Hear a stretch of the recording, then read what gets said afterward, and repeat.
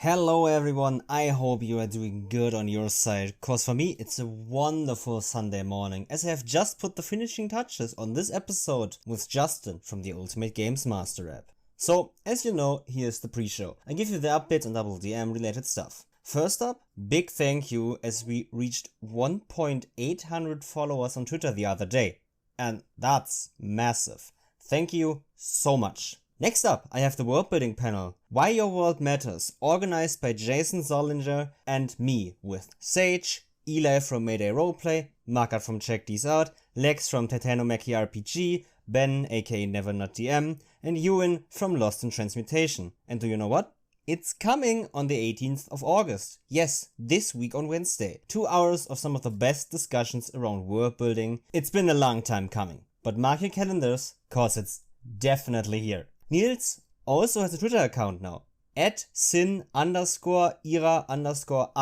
where you can watch Niels draw his amazing art. With that, the last thing I should do is ask you to give us a nice review so we can get the show in front of more people. Recommend us to a friend, we do appreciate it. And now, enjoy episode 28, the Ultimate Games Master app.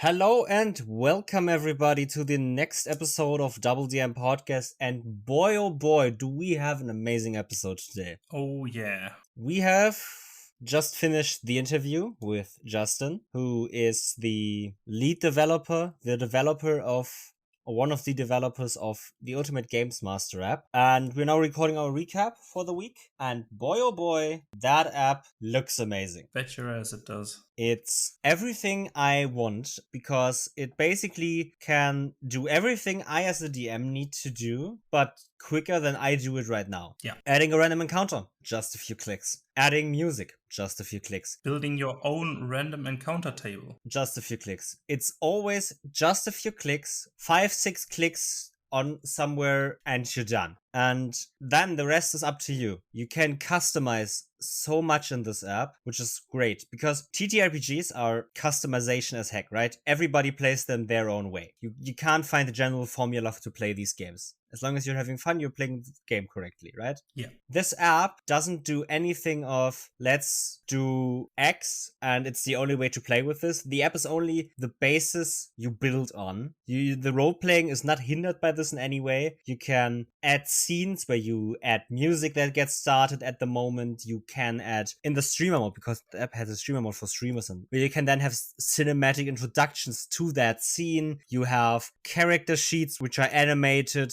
and everything is highly customizable to your own playstyle. And it's just so fast, because in the episode, our guest will tell you or show us something on screen, but you can't see that. But it's all just a very easy drag and drop menu. So everything you need is just in a bar below. You just drag it into the scene you want to create it in and customize it, and bam, there it is. Want to add a trap? Boom. You open the drag and drop menu, click on the trap, pull it into the encounter you have. Then you get a button, activate trap, modify trap. You click on the modified trap, you build your trap. Let's say a collapsing roof, as we did in our example. You do that in like 3 minutes maximum to build this entire trap on the fly, build anything around it, how it works. You can add a sound, it's mind-boggling how fast you can be with this app. Like, obviously he is fast with that app, right? He has built it. He knows how this app works. But like, I can see myself when I get into this app that I can be that quick as well. Yeah. And if I find my way around it, and that's what I'm looking for. Like in the episode, I asked him several times, how does this app improve my playstyle? Because that's the only thing I'm looking for. I have a playstyle, I like that playstyle, and I play with it. I won't change the playstyle, not drastically at least. Having something that can support my playstyle, but also 500 million different other playstyles on the planet, that's what I want. I want an app that helps me play my style, but isn't made by me, only for me. And this app looks like exactly that. We shouldn't get too much into it, because you should listen to the interview. It's It's Yeah. just awesome. It was a fun time. I learned a lot, and I'm interested like crazy in this app. But did anything happen to you this week, Emil? A lot of stuff, I would say. One big thing was I had a session. My players were entering a dungeon and were trying to find a place to rest. They found a place to rest, and basically out of the first 5 checks they did, the paladin rolled 4 net ones. I feel that. Like he rolled net 1, 17, net 1, net 1.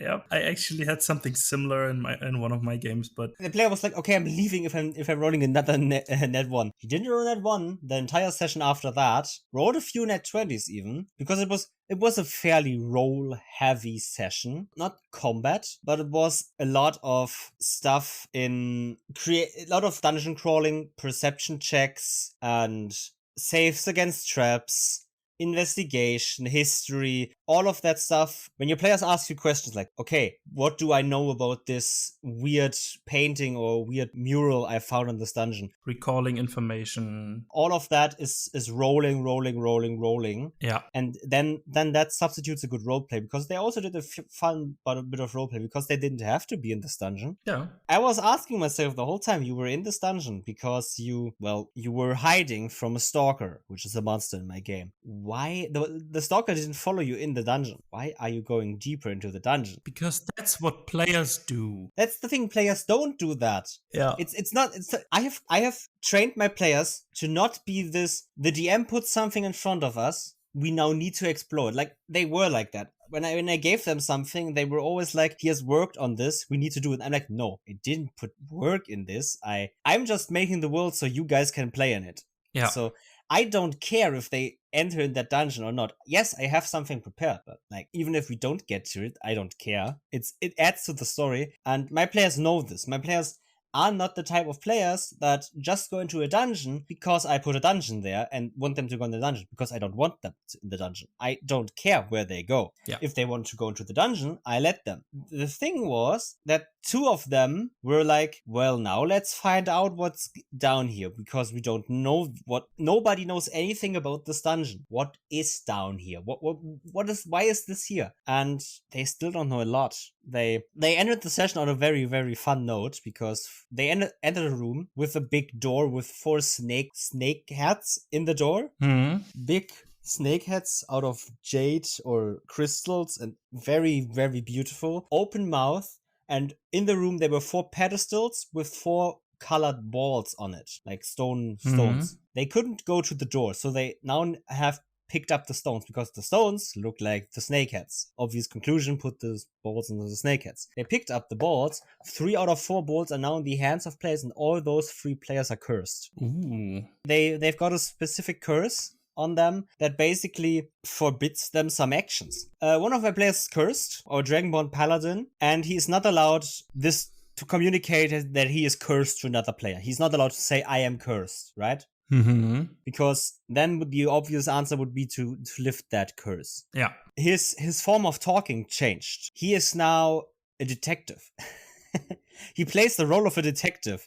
He needs to find out there's a mystery afoot in this room with the players inside. Another 3 player characters inside, there's a mystery. Maybe a murder, or someone stole something. And he's the one to have to find out. But the others are not allowed to find out he's a detective.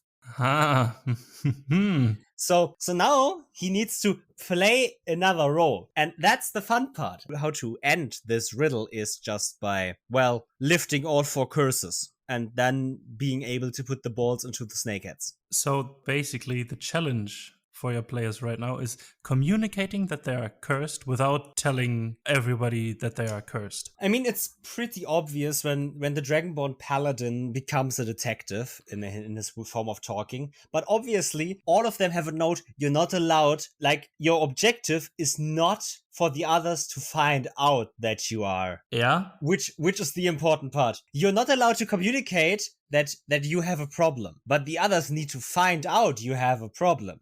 Yeah. And the problems are fairly obvious. Like, it's not like there are patterns, right? The detective needs to ask a lot of questions. He needs to find out what the mystery is. So he's gonna ask a few questions that are weird, like out of place, maybe. What did you do? Why are you here, right? those questions, those that are easily answered. One of the other players is only allowed to talk in opposite, like it's opposite day. So he's only allowed to say, no, this is not true, even though the statement is in fact true. He is not allowed to say true statements anymore. Oh, that's fun. Another player is only allowed to speak as the third person. Not from him as in the third person, but in a row. Someone's talking, someone else is talking, and then he's allowed to talk.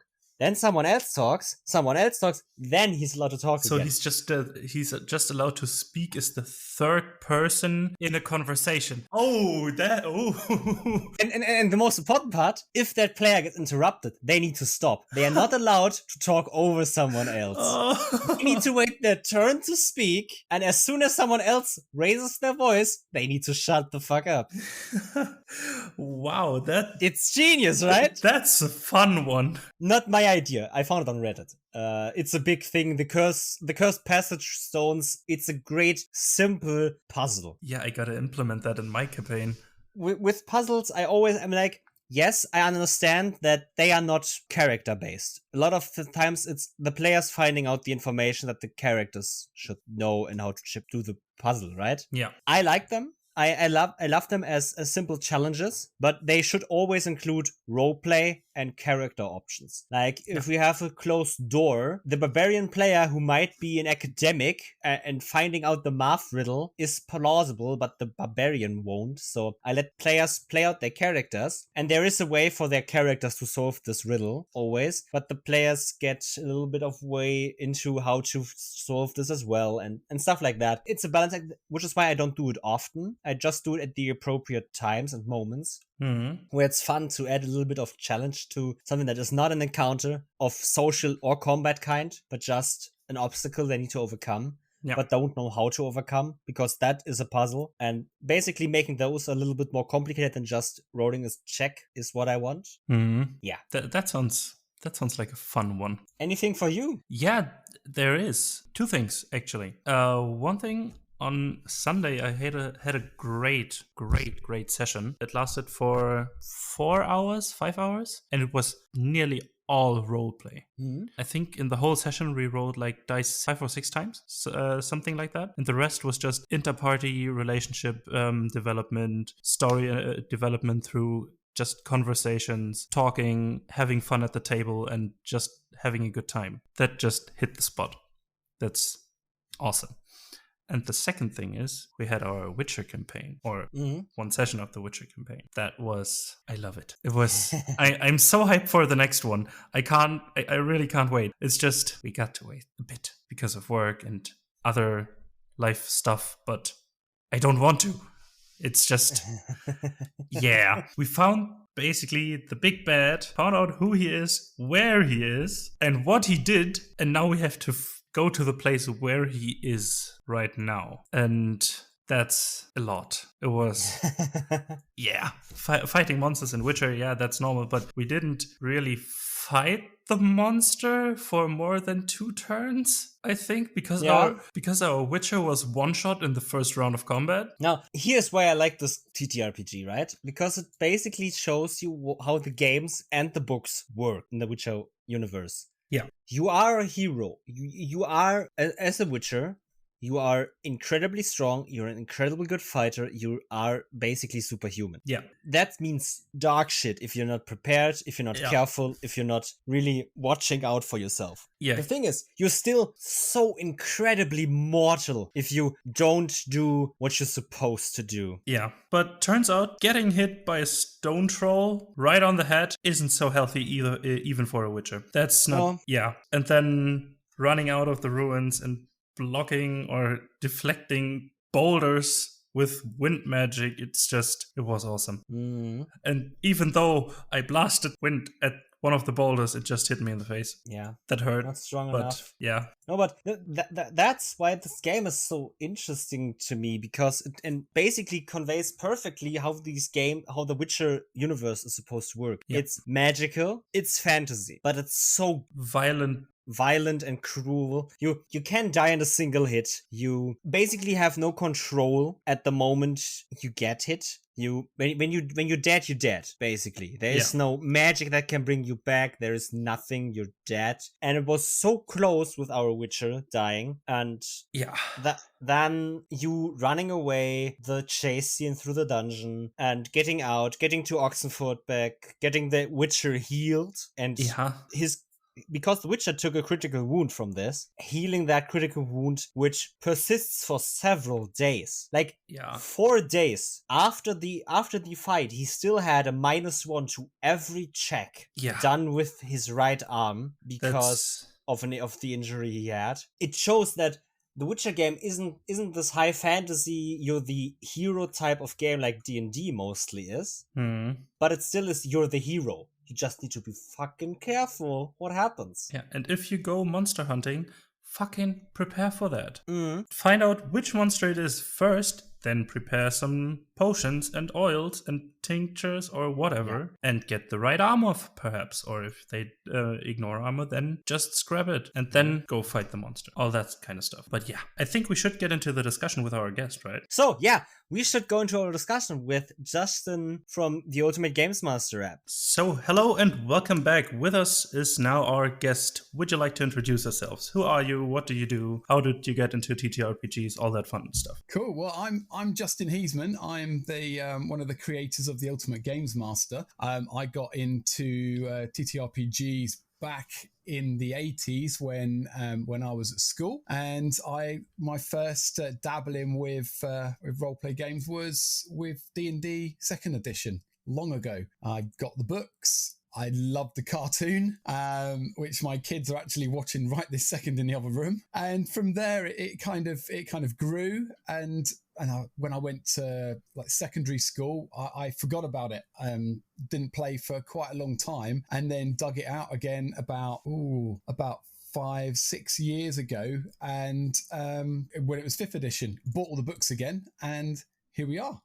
Kind of where my little road to where we are today, it goes from straight from school. Mum and Dad bought the books, and I love the artwork in them as well. Even if when I first got the books, I probably didn't know how to play it. I was looking through it, flicking through it, thinking, oh, this is really awesome, and just rolling some characters up, and probably played just a handful of times, but didn't really get back into it till a good few years later. And speaking of characters, did you have your all-time favorite player character? Well, I've always loved the magic users. So I was always a wizard. I was always the wizard in the group. I don't know. I was.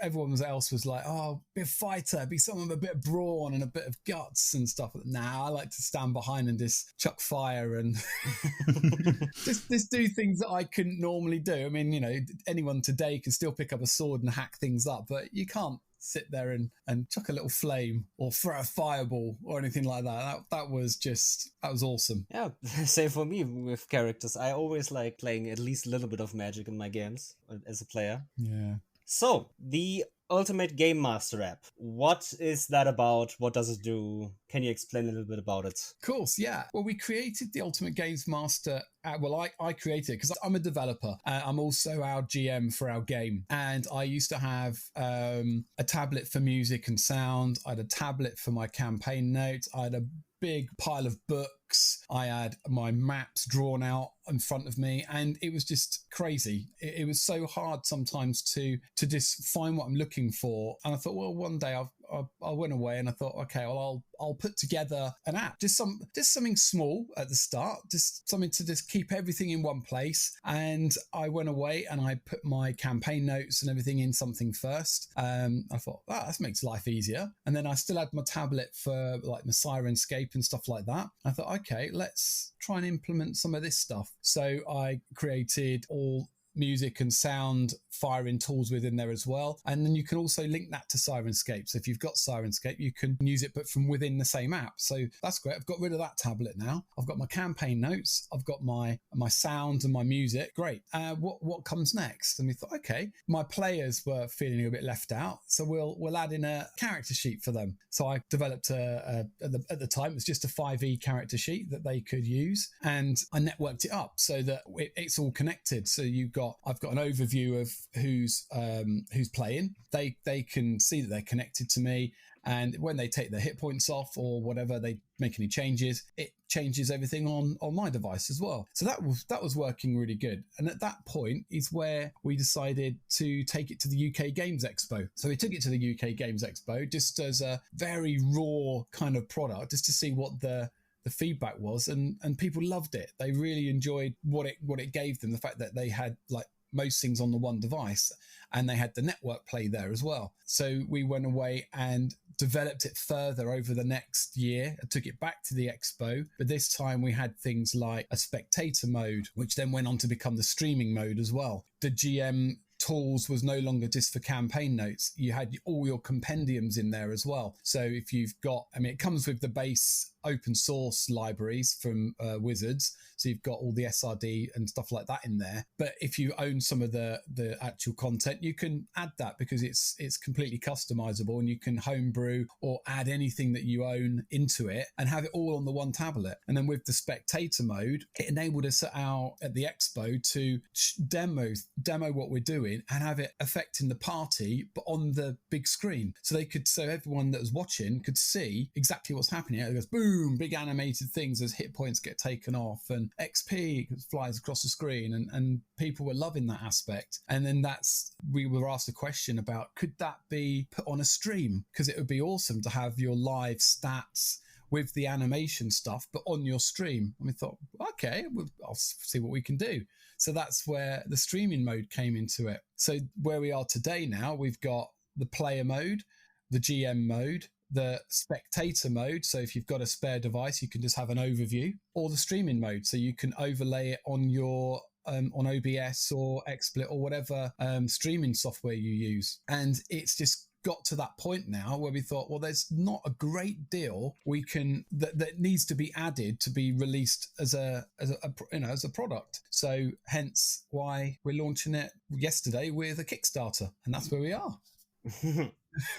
Sounds like a lot of features. And you talked about it started with just the 5e character sheet, right? Yeah. But is it still just D&D, or is it all TTRPGs in general? No, we went from that because when we was at the expo, people were saying, oh, it'd be really good if it worked with XYZ. And we thought, okay. So I introduced a bundle system, which enables you to download a rule set. So if there's any open rules for a particular game set, like there's a PRD for Pathfinder, there's one for Starfinder, Pathfinder 2nd edition, D&D 3.5 and 5e. They're the 5 that we're kind of launching with. But yeah, any open rule system we can add ourselves. If there's anything out there that there is no rule system for, then our rule editor enables you to add them yourself. So if you're creating a TTRPG yourself, you can actually create your rule system within UGM and play test it. And there's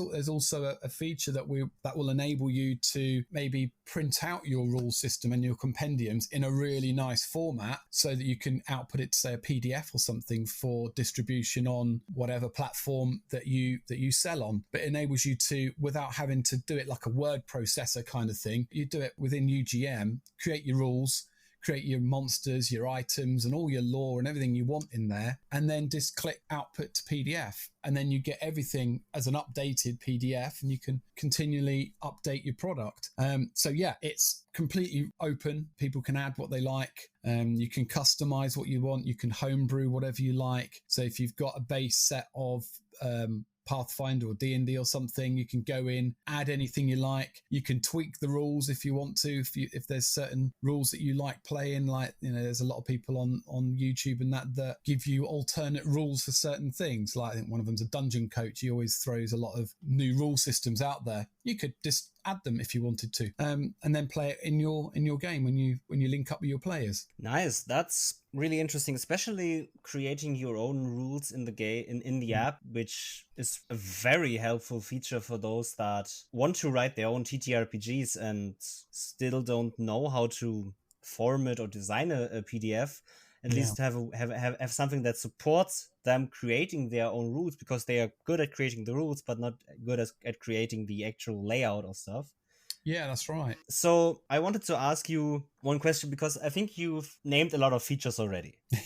What is the coolest feature you have, in your opinion? The coolest feature, I will go with two, if that's all right. Yeah, that's all right. Because they're very different. I love the encounter system because it's easy. To generate an encounter is so simple. It's just you build up your encounter. With that, you've also got reinforcements in there as well. So you can bring monsters and stuff in later on in the encounter. So you can queue them up. So there might be like a big bad down in a different room, but he's working his way across. So it's going to take him 5 rounds to get to you. So you can say, okay, this guy's going to get to me in about round 5, and you can build that up, and then you don't have to worry about it because you know it's all queued up ready for you. So as you're playing your encounter out, this is counting down and getting closer to you, and then he enters, initiative is rolled, and boom, he's there as well. So that is really, really cool, and that links in with obviously the loot system as well. So any bad guys you kill, they might drop loot. So that's automatic for you.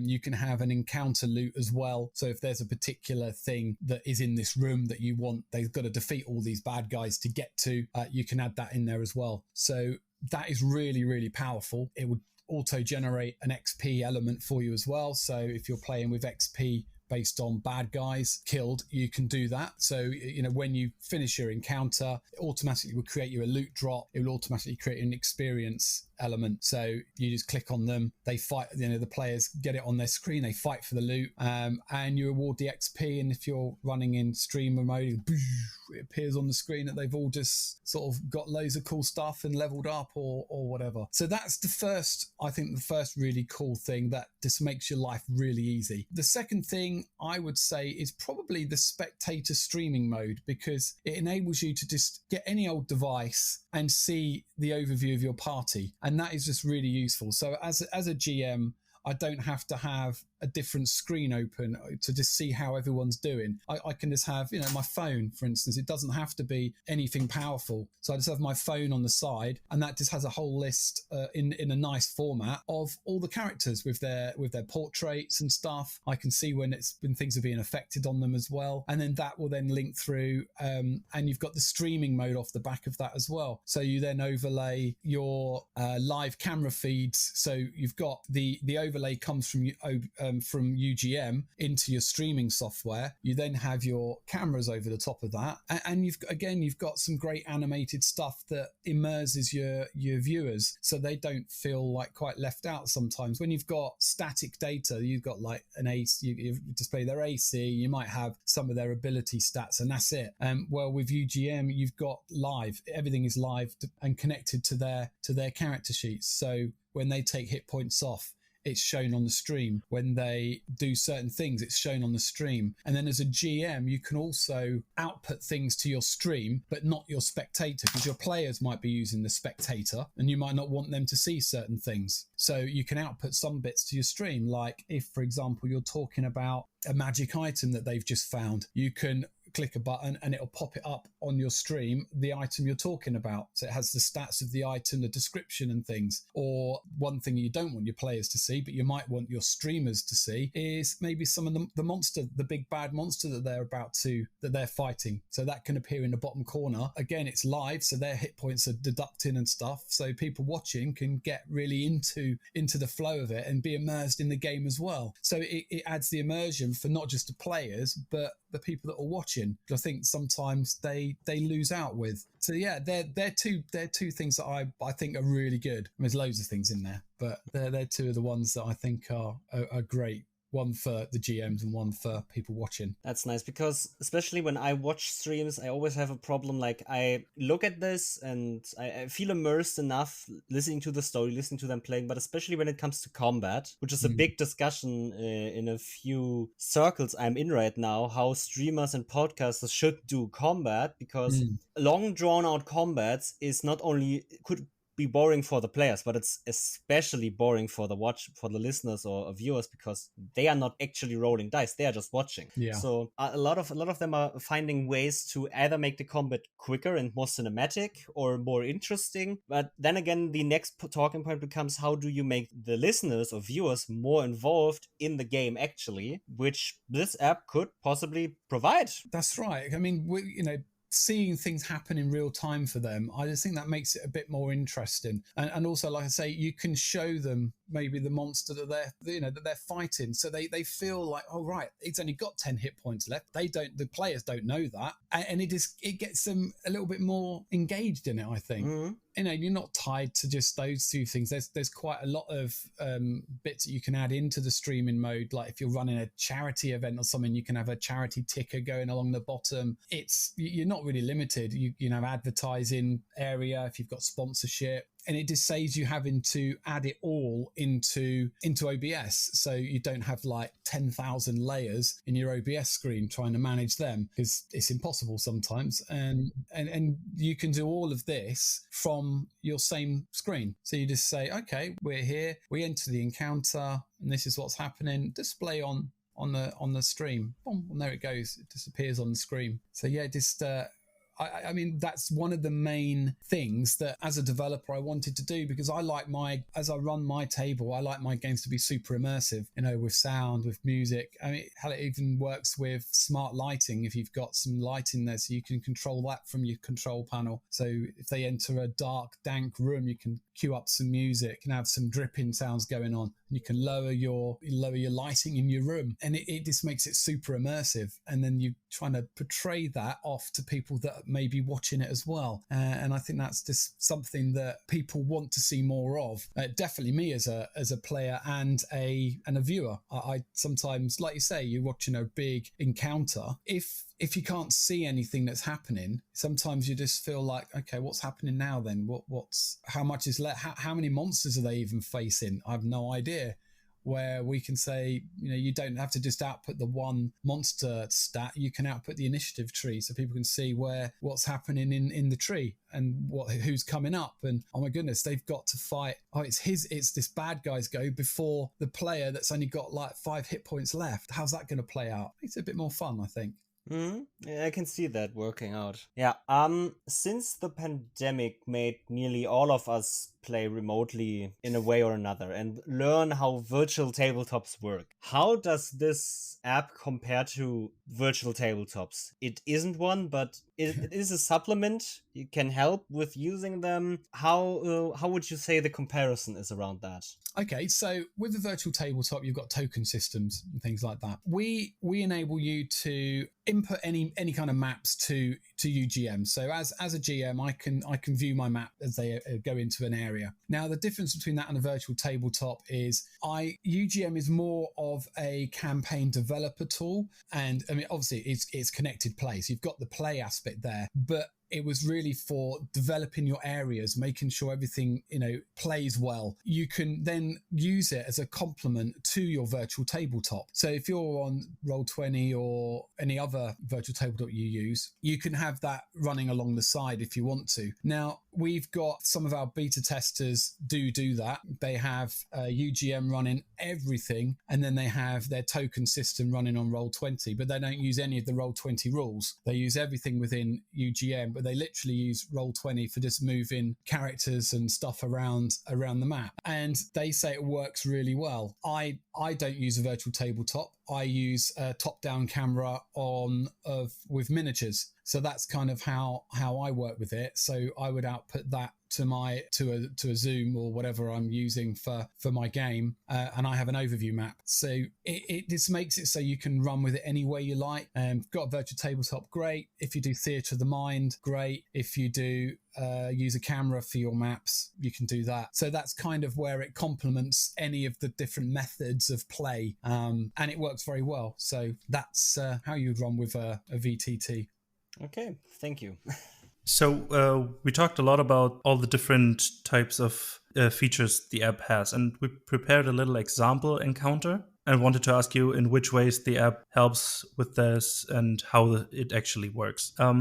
So the players open a door and activate a trap. The trap gets sprung, the bandits rush in, the players fight the bandits and win, the players get their loot and find letters to those bandits about killing the players. Okay, if we go into our Games Master mode a minute, let's create in our Pirate Cave map. So at the moment, this is just a pirate cave that we've been building up as I've been doing interviews and stuff. So we'll just use this. So we go into number 1. So this is like the cave entrance as such. Right, so here's our cave entrance. People are going to come in here. They're going to, first of all, they've opened the door, and we could drop an overview on just to give you an overview of the cave. This is a cave, or whatever. You can make it as nice as you want. Bit of story if you want to. Dark cave, and this is what kind of thing you would read out to your players. Dark cave looks empty. And okay, so we've opened the door. There's a trap triggered, so we grab grab a trap, drop it on there. What kind of trap would it be? I don't know. It could be a mechanical trap, falling sphere that'll kill everybody. Collapsing roof trap, and that we can use that as an alert for your bandits. Alert for bandits. So there's our trap, and then we have our encounter. So we literally drop on an encounter, and this is our bandit encounter. We'll add some bandits in there. So we'll add a bandit. We will add, say, 6 bandits, and we'll give them a bit of a randomized HP, so they're not all the same. So we'll give them between 9 and 13 HP each. So we save that. So we've got 6 bandits, and we'll also add in our bandit captain. So he might come a little bit later. So we'll add him in round 2. Save that. So there's our encounter of our bandits and our captain that's going to arrive a little bit later. We'll add some loot to that. I don't have a letter prepared, but we'll put a bit of parchment in there. But you would add your items that are a bit more bespoke into your game set. But if we do a bit of parchment and pretend that's our letter to kill the players, add that in there, save that. So we've got our bandits, we've got our bandit captain, and we've got a bit of loot. And that's how you would create your area. Very crude way of doing it, but you would flesh that out as best as you want. This button here gives you a new track, which is where I normally put in my sounds and stuff. So I've got some battle music in there, and I've got a Wilhelm scream, which there he is.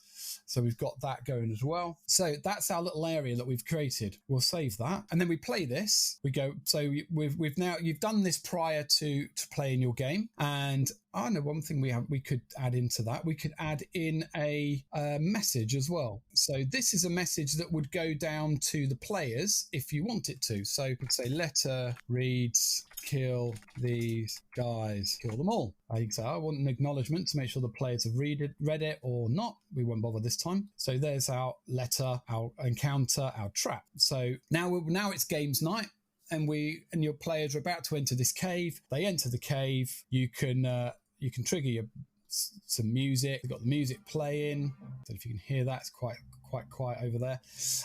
This is a cave. You'd read this out. The cave looks empty. And then suddenly you trigger your trap, launch your encounter. It will generate the initiative of your bandits. Everyone would roll for initiative. I'll just auto roll that for now. And here's our encounter. So we've got all of our bandits, we've got our player, and on the right hand corner here we've got let me just turn that music off now. Get rid of that music. So in the bottom corner, we've got our bandit captain that we know is now arriving in round 2. We'll play this out. So everyone takes their turn. Whose turn it is always goes in the top right-hand corner. If you want to see the stats on anyone that's not got their turn, you just click them and it appears in the bottom corner. And you can use the eye drop to have a good look at what's of a complete overview of their character or the monster itself as well. So yeah, we go down, we do our stuff. Doug's doing really well. He's killing everybody, so we can start killing people off. He thinks he's doing great. Goes to the next round, send a new round to players. So it pops up on their screen. Bandit captain has now arrived, and he's been rolled into it. Oh, he rolled really badly. So he's down in right at the bottom, which is good for Doug. He carries on killing. He has do all this. And let's just say you get to a point, Doug's doing some damage as well. He's getting damaged himself. And you manage to defeat the bandit captain. Boom, he's dead. And the other two do a runner. They peg it off. So we've had this encounter. It's run nicely. There's lots of options in there. You can add people on the fly, add monsters, add NPCs, add party members, because you might have NPCs that follow you or are a part of your kind of group, so you can add them in as well. And you got some random stuff as well you can add in, as well as pull monsters from another area in this cave if you want to. So they've gone, and this encounter is now finished. We close that. We've now got our XP awarded. So loot is auto-generated from the XP, from the encounter. 550 XP was awarded for killing the bandits and the bandit captain. And we've got our bandit loot there as well. So we distribute the XP, and then we can open up our loot distribution screen, and we've got this parchment sheet, which is our letter. So they would take that. So you can see in the bottom corner, as a GM, you can see who's taking what. As a player, you can only see what you've taken, which is quite fun because sometimes they fight for the loot. Oh, who can find the platinum first? You finish the looting saved, and then you can click on the letter and send the message. Yeah, who you're sending it to, send it to everyone, and off it goes. And then that will then pop up as a letter on their screen and is stored within their notes for their character. So that's kind of how you would build up that very simple area. You enter, trigger a trap, bandits come in, kill the bandits, get the letter, and award loot and experience. Nice. That's rather quick. That's really helpful. Yeah. Especially when you created that, you've had this drag and drop line where you can basically just drag whatever in what you want, and that's genius for any GM, having this quick drag and drop line where you can basically just add everything you want. Yeah. Customize to the point where it's perfect for you. Now I have a question about XP. Yeah. Since we also have a player mode or an area for players where they can have the character sheet, could they also level up in the game? Yeah. So when they get the XP, they reach a point where they will level up. So they would get probably also a queue. Yeah, if we come out and I'll show you the character sheet. So there's his XP. This is all of his stats, abilities and stuff. You can see his equipment, any traits, feats and stuff that he has. There's his fighter features, along with things like features that have uses that need to reset. It keeps track of all of that as well. But yeah, so if, for example, Doug, let's give him a whole load of XP. So you would get something like that pop up on your screen. Again, this is this is running on 5th edition rules. So if you're playing a game that has different progression, you would have that in there as well. But because we've hit that level 9 limit for Doug, he gets the message. In the bottom corner, you've got this little gold arrow thing here, and that is your level up, just to give him a little heads up that he still hasn't leveled up his character and he needs to do it. So they might do that at the next rest or something. But yeah, it's all there. So yeah, you've got everything you need as a player on your screen there. And if we were playing a network game, that letter note thing that we had there, he would have taken that and it would have been displayed in his notepad. And you can also send images as well. So if you're really good at Photoshop or something like that, and you've created this really nice looking letter, you can output that as a JPEG or something like that, and then send that to your characters, and then that appears in the top left hand corner where it says note image, and they can then click that and get a full size screen image of that letter and read it, and that's stored against their character sheet then, which is really nice because they can then look at things like he's got in there a map of the ruins, and that's really quite useful for them because they don't have to have bits of paper. They all we all know it. If you give them a piece of paper, come to next session, they've lost it. It's gone and they can't find it. So at least this way, as long as they don't lose their device, they've got all the handouts all against their character sheet. Okay, so you talked about how immersion is very important for you, and for me, a big part of immersion is music and sounds. And especially, I have a tablet with 25 playlists for different things: combat, boss fights, travel, every kind of travel. Travel by sea, travel by carriage, travel by foot, travel through a desert, and all that stuff. Switching between those playlists yeah, takes some time. And the thing is that if that time is too long, that basically breaks immersion. If I have to switch up the playlist. So how does this app help me with that? How can I quickly switch music? How does the music integration generally work? Well, what you would do when you're building up your areas, you would drop in whatever tracks are relevant for that area. Or if you've got a particular playlist that you always use for a certain area, you can drop that in and you've got access to that. So in this pirate cave, I'm going to be firing up, sort of dripping or something like that kind of sounds, and they're stored against the area then. So if I play tavern, for instance, so a tavern will always have some kind of tavern music playing. So whenever I create a tavern, I then create a tavern kind of based music. Enter the tavern music starts playing. So I've got that, and that is stored against this area. So I would then do my tavern scene, and I come out and I go to the mansion, and the music's changed automatically for me if that's how I want it. You can trigger it yourself, or you can make it automatically crossfade to this area. And then you've got some sound effects there as well if you want to. You can build this up. They exit here, they go back to the tavern. You get a nice crossfade, and they're back in the tavern. So you can kind of use it to build up the different areas and the moods for those different areas. So you don't need to go hunting through playlists. It's there. I mean, you saw how quick that was to go from one area to another, automatically change the track. And that's all controllable in here. So you can control the volume of the track. You can say whether it auto starts, whether it loops or not. So if you're using a WAV or an OGG file, it can automatically seamlessly loop it for you. You've got access to all of our own download bundles. We don't charge anything for our bundles, so they will be constantly added to, and that's a part of the subscription or the Kickstarter, whatever you've come in on. But you can also add a local file. So if you've got any music track that you want stored on your own machine, you can attach that and play that. Again, if you've got something on a remote server, you can do the same. So there's lots of different ways to do that. And yeah, you don't like that music, you can change it to a cemetery, just preview it, whatever. And you just build up the mood however you want it. Same goes with sound effects. So if we sort of drop on a dragon in the tavern, because everyone likes a dragon in the tavern. And you've got the tavern music comes up. The players are all, this is nice. And then you've got a dragon breathing in the corner. And then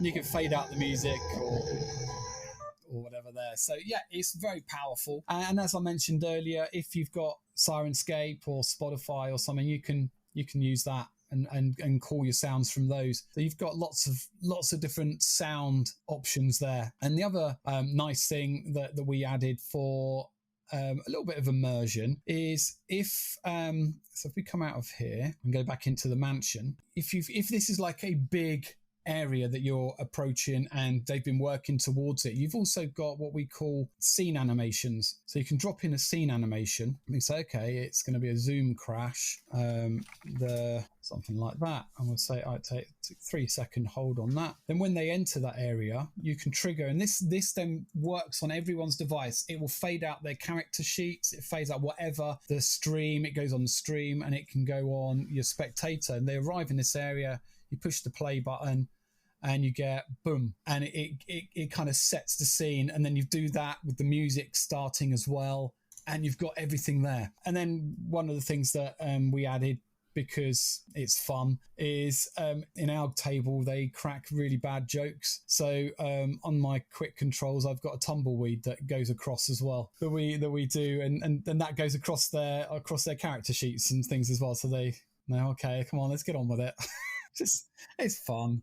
And these are kind of your global area, so you can add global controls, global scene changes, or global sounds and music in here as well, which, for things that you use regularly, like a scream, you can add things that are accessible all the time in there. And that also holds things like your timer list as well. So if you've got lots of timers going on, things that you can interact with the players, the characters, and quick access your compendiums if you need to. So yeah, it's quite powerful. And one thing I like to use is discussing backstory elements or important story elements with specific players privately, or hand them notes they find from a backstory person that not everybody sees them taking the note, to prevent them from metagaming in some sort or keeping the suspense high. Yeah. Is there a way the app helps with that? So what you can do, if there's any particular kind of thing that you want, you've got a message element, and you've got a question element. So You could go in here and create a character message on the fly. So you could go into messaging if you're connected and write them a message and send it directly to a single player. Or sometimes, in the middle of a game, it can break the immersion.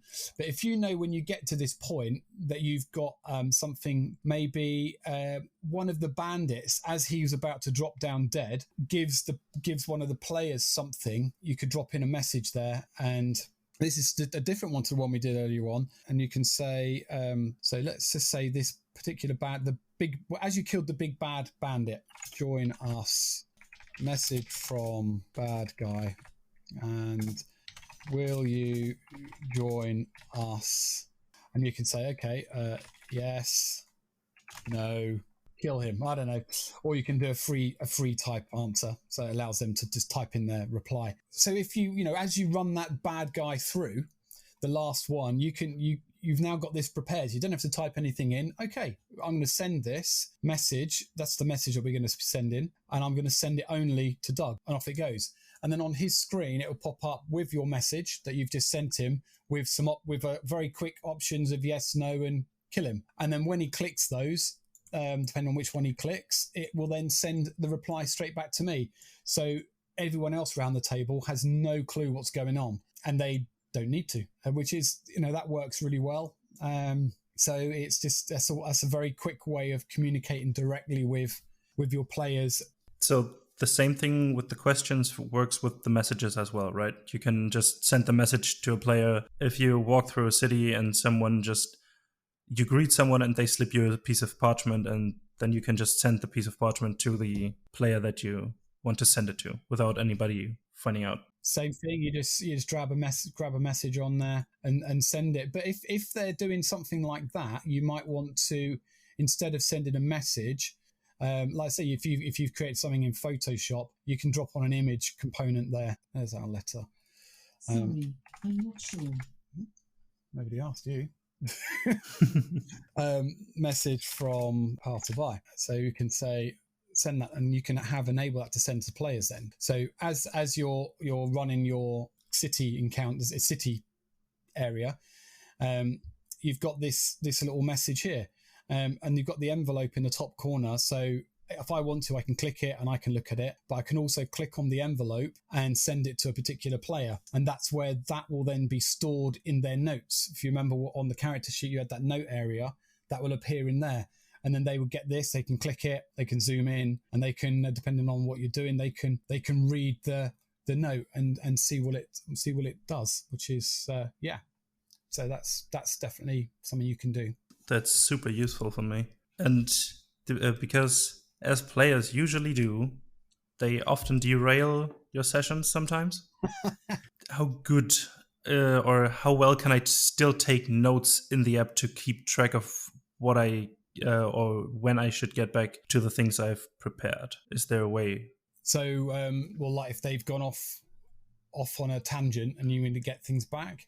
Yeah, and taking notes on how long they took for that and managing how everything else shaped in this time. Yeah, I mean, you've got access you've got your timekeeping up the top here. So if you want to keep track of things like, you just click it and you can cycle through lots of different times. You can add them. Like I always keep track of the last long rest time and things like that. And I always keep track of campaign time as well. So, if I want to just add on an hour or so, I can just do that, and that will keep track of what's happening in the day. That's very easy, and I use that a lot. If for example you get to an end of a session and you want to make notes of where you're at and things like that, if it's not apparent to what you've already dropped onto this screen, first thing, when you end your session, you exit back out to the lobby where you've got all your characters and stuff. This will save your current area. So when you then rejoin with this campaign, it will jump you back to this position. So you always know where you're going back to. But if there's any particular notes that you want and you don't want to forget, there's a wrap-up point which you can drop in, and you can always write any notes in here at the end of the session. Remember that, blah, blah, blah. And you can also, again, send that to the players so that everyone knows where you're at, and they can quickly read before we start playing. And you've got our end of session marker there with the tent. And you can add what you like into that. So yeah, you can do that kind of thing. Or sometimes they've done it to me before where they completely go off on a whim, and it's nothing to do. You've got no prep for anything. Creating things on the fly is very quick as well. If they go off like somewhere where you just got no prep for, you can say, okay, you can just do a bit of smoke and mirrors with them. So if you're on your device, you can very quickly just put something together for them. Oh, they arrive in, they go through the woods, and you're kind of talking as you're going, and you can just build this up as you go. And you don't have to go crazy, because all you want to do is get them back on track. So you can say, okay, there's an encounter here. They bump into an aboleth in the woods, sort of sliming around on the floor. Okay, you look ahead of you and there is an aboleth. What do you want to do? Well, I'm going to turn back around and go back. Oh, fantastic. Right, there we go. Or, you can make it a bit more plausible than that. But you can build things up very quickly as you go if you need to. And you can also have a lot of random stuff up your sleeves as well. So if you go into your game set editor, you've got some random encounters here.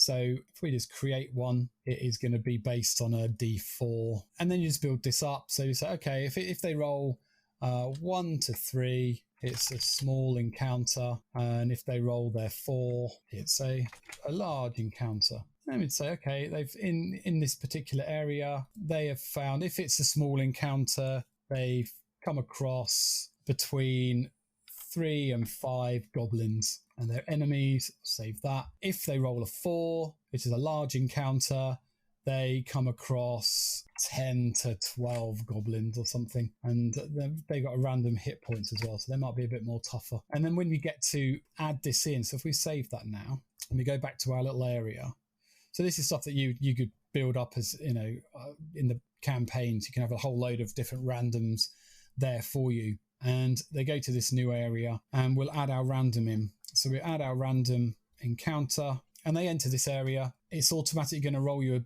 between 1 and 4, and they must have rolled between 1 and 4 because it's a small encounter. So there's your randomly generated encounter. So you can do things like that and have some random stuff pre-prepared if they do decide to go off and do something odd. You can have some random stuff in the background. Same goes for loot. You can have random loot as well. But it's lots of options there if for whatever you need to do. Basically, when you have to create something on the fly quick, you have a lot of random options that basically help you still go with the flow of the game. Yeah, and you don't have to leave that area. If they're in here and you think, okay, they've gone off on one, and you can just quickly drop on an encounter or drop on a note or an image or something you've got. That sort of says, don't go this way. I don't know, whatever you want to tell them, really. Yeah, nice. I had a question about features you've scrapped because of complexity, maybe other reasons. Are there any things that didn't make it into the final product with the Kickstarter now? Not really. We've not scrapped any features. Some features have been enhanced, but we've not really developed anything or thought of developing something and then thought, no, this is no good, we'll get rid of that. Because the way that we develop is our weekly game is always on a Saturday night.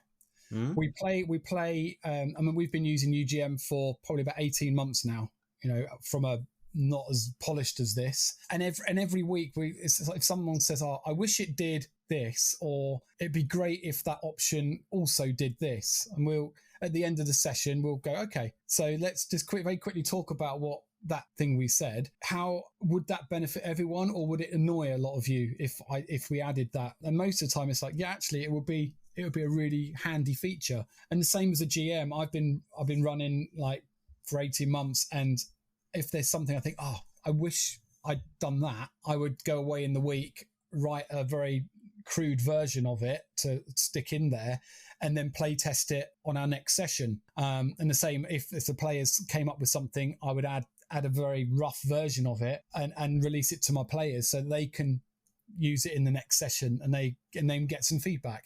So it's kind of, that's been the best way that we've found of doing this development, because we've been adding stuff in that we think, it needs this. So there's never been a point of me sat kind of here without my team and thought, I'll add this in, see if it's useful. Because if we're playing and it's not, and they've not come across it, then most of the time it's not going to be useful. If there's something I think, actually that is really good, or I've seen from watching a stream somewhere that there's a method that GM particularly uses a lot, I'll think, how could I possibly implement that within UGM? And I'll go away and add that in. I mean, one of those was with the encounter system, the ability to keep track of who's last attacked who. So it's not in this version, but if we go back to that encounter that we were playing with, so one of the things that was added from ideas from other people was on the screen here, where you've got your whose go it is or who you've clicked on, in the bottom corner there's gonna be a couple of extra things there that will allow you to immediately click on, and it will select who last attacked you. So you might be able to, or the person that Doug is attacking. So Doug might be attacking Bandit 5, and we go round the order, and we get back, and we can't remember who's been attacking. So you can click on that, and it'll automatically go boom, and Bandit 5 will appear down there, so he knows, and you know what's going on. That is quite useful. And also who last attacked you, so you can see the last person that, like, you might have been hit by an arrow. And as a DM, I can then always tell who the last person attacked him was. So when I get back to that bandit, I know who he's been attacking, and I can't forget, so who did he fire that arrow at? Was it him or him or him? I can't remember. And that's now attached to their little list here, which is useful. So as for things that have been taken out or scrapped, I honestly can't think of any. I mean, that's perfect. Yeah. As a system developer myself, not scrapping any features is perfect. The way it's the best case scenario. If all the features you want to have actually work and how you want them work perfectly, that's what you want. Yeah, exactly. And it's you always find with companies or people that don't play the game that they're creating, it doesn't make any sense, because if you've got to have a passion in like TTRPGs, if you're developing something like the Ultimate Games Master, because you use it and you see what's wrong with it as you're using it, so you change it, or you make things more accessible to. You think, where's that? Where did I put that button? Or I need that button a lot better. I'll put it in the quick menu, so it's very quick to access it, and things like that. It makes a lot of sense. Yeah, definitely.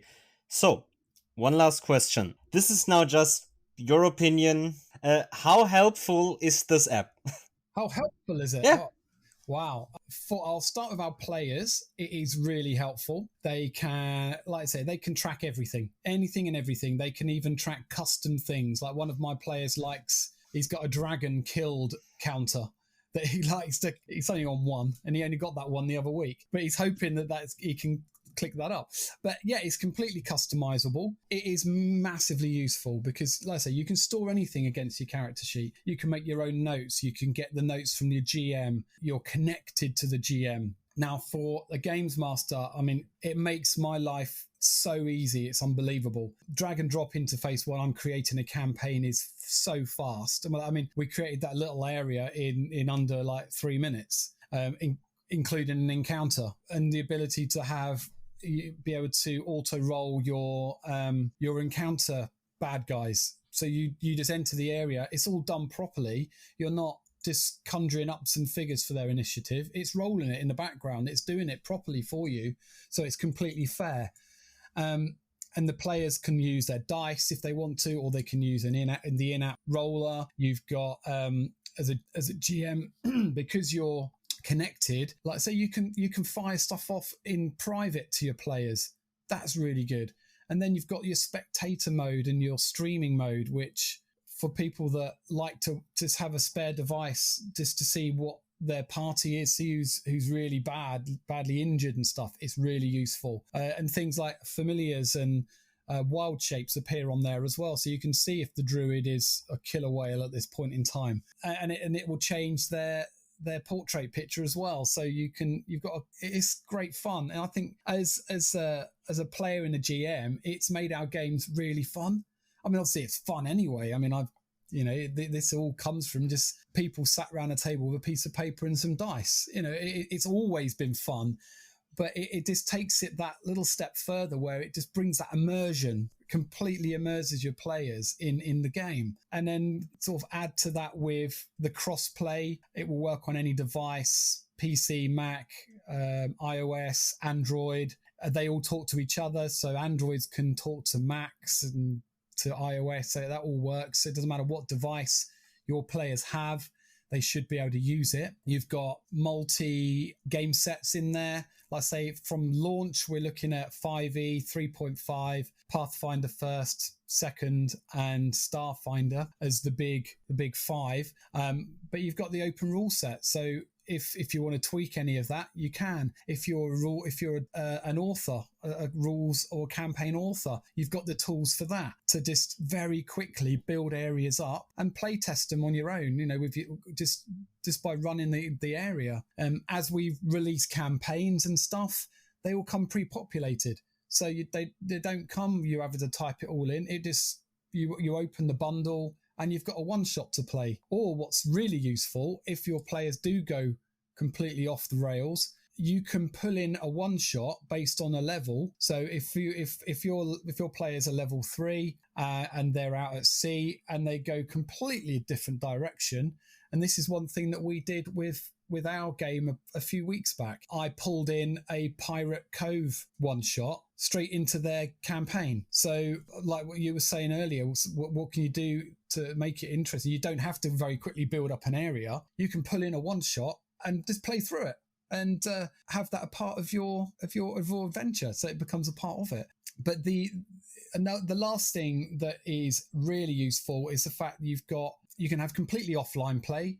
So your GM is not connected to anybody, your players aren't connected to anybody, so they use their character sheets just in a traditional way. Your GM could use it, use his or her character GM campaign tools and access them without being connected. You've then got Lan Play Mode. So if you've got no internet, you could rock up to a castle in the middle of nowhere with a power pack, plug a router into it, and with no internet, but still play a connected game. So you can connect to each other locally via a peer-to-peer kind of connection and play exactly as if you were sat in your normal building. And then you've got Cloud Play, which is the most usable kind of one, which is where the cloud would handle your network game for you, and it distributes the traffic and stuff like that. So it makes it really easy to play a network game, play a LAN party game, or play in the middle of nowhere with no reception whatsoever. So you can always go and play your game. I think they're some of the really cool points and how super useful it can be to anybody, really. And because it's so useful, how and where can people find you online? Okay, so mainly ultimategamesmaster.com is where you'll find us. From there, you can join our Discord, where the development team are always on there, always talking and chatting to like people that are interested and stuff. Also on our website, you can see our link to our Kickstarter. It's on the main launch page. It says ultimategamesmaster.com, and our Kickstarter started yesterday, and it runs till about the 26th of August, I think. Yes. All right. So this gets us to the end of our episode. You can find us on Twitter and Instagram at DoubleDM There you can find our link tree where our link to our Discord is. And yeah, thanks for listening, and hear you on the next one. Bye-bye. Thank you, Bye-bye. Justin. See you later.